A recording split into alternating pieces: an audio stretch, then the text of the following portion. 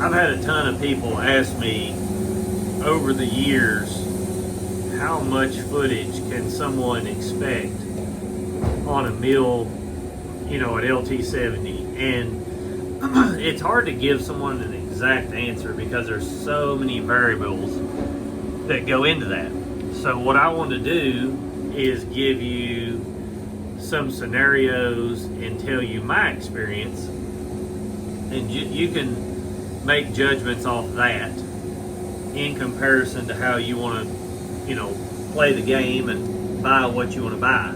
Now, when I started doing this, I started on an LT50, and I had the exact same edger I've got now in a building that did not have concrete floors. It was dirt floor, and it was not a good setup. And I had good workers, and I was able to train people well. I rolled my logs off the floor onto my arms and lifted the arms up onto the mill. And with that LT50 and the edger I've got now, we were lucky in a 40-hour week to get 12,000 board feet.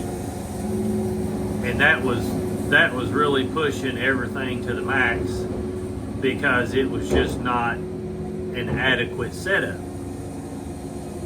Now, fast forward to the Super 70 on a concrete floor without a log deck, but the same edger, you know, guys running the same amount, doing just as well, and not having an automated log deck. If you've seen some of my earlier videos, if we were sawing the worst of the worst, and when I say the worst I mean 8-foot pallet material, sawing it from top to bottom, we would get in a 40-hour week about 15 to 20,000 board feet at the most.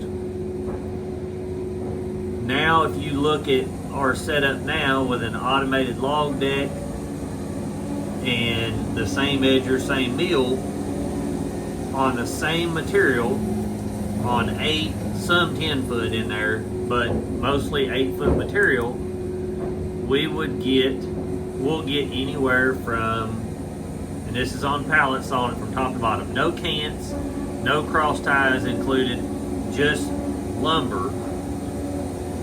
The most a setup like this could get, if you're looking at it today, is between 25 and 30,000 feet in a week. And that is in a 40 to 43 hour, you know, shift. 39 to 43 hour saw time. Now, on cross ties, grade lumber, and things of that nature, you'll only go up in board feet per week. So on the most, now we'll go to the maximum, on a setup like I've got right now, sawing 16-foot poplar that is good logs, and you're sawing 4/4 all the way down to a 3.5 by 6 or a 5.5 by 6. The most that I've ever got on a single day was almost 9,000 board feet. And that was, you know, pretty much flawless run with new blades. You know, we didn't have any blades break, we didn't have anything mess up.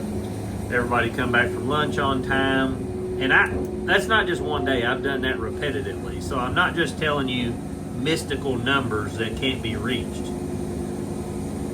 Now, the next thing that a lot of people have to understand is it takes guys willing to work to do that type of footage. If your guys are not able to work rigorously, it's not going to happen.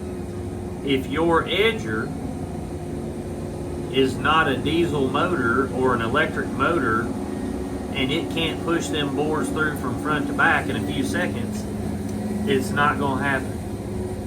If you're running resharpened blades and they're breaking every 30 to 40 minutes, it's not going to happen. If you don't have a good drive belt and you don't have everything meticulously maintained, it's not going to happen.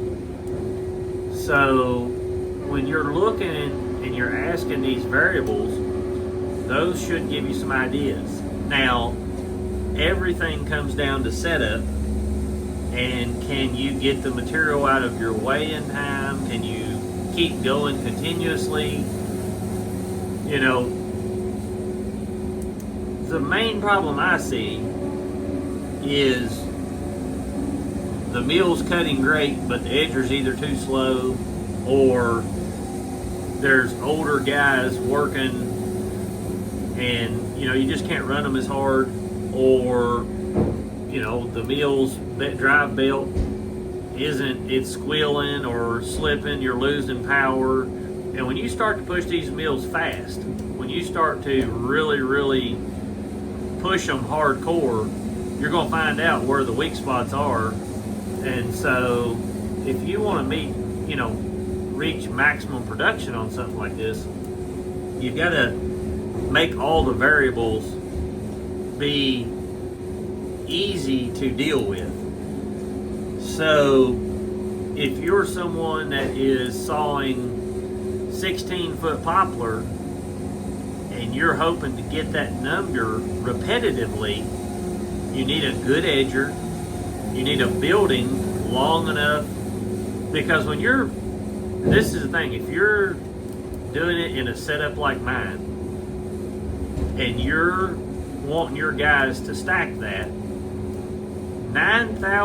8 to 9,000 board feet is a lot of lumber for one guy to stack. So if you've got one guy back there and he's stacking that much lumber, you need to make sure that your roller and your building is long enough that when you come off the mill, it doesn't shove the other ones into his stack or push them on out. So you've got to have adequate space, and everything has to flow properly. If you're on a mill that's lower, and I want to say this just so everybody knows, when you jump from an LT50 or even an LT70 that was like the original ones with the electric heads, the Super 70 is in a ball game of its own. There is no comparison from the Super 70 back. It is so much faster of a machine. So don't think you're going to buy an LT50 or an older LT70 and you're going to produce those numbers. It will not happen. A Super 70 will outsaw almost anything that it's put up against in the Woodmizer line, and a lot of other mills for that too. So there's, like I said, you've got variables, and then you've got to have a Super 70 to get those maximum numbers, because you know once you start switching the things in it, you're not going to get those. But that should give you guys an idea. Now, like I said, if we're sawing the material we're sawing right now, and you can see it's mixed. There's little bitty stuff, there's decent sized stuff. We're looking at between 4,000 and 6,000 board feet in a day. And that's in a 9-hour day.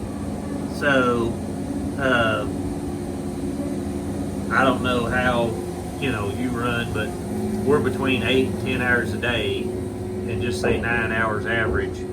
That'll give you guys some numbers to play with. But the littler the material, the crookeder, the more junk you saw, the less you're going to get. Now, I have had days where I've sawn stuff before, and it was the tiniest of tiniest material. I mean, just complete garbage, and gotten out 3,000 board feet. And it's stuff that we should have thrown away. But like like I said, you can get big numbers with these mills with good setup. Now, if you added a resaw or something like that behind it, you can only expect those numbers to go up and almost double with a resaw. I know some guys that have this style mill with a resaw behind it, and they're getting 20,000 feet a day, sometimes 17, but on average it'll be 18 to 21,000 feet a day with a resaw behind it and a sorting table. So it really just depends on what you're trying to do and how much feet you're trying to get out. Now, the next video I plan on doing is cost.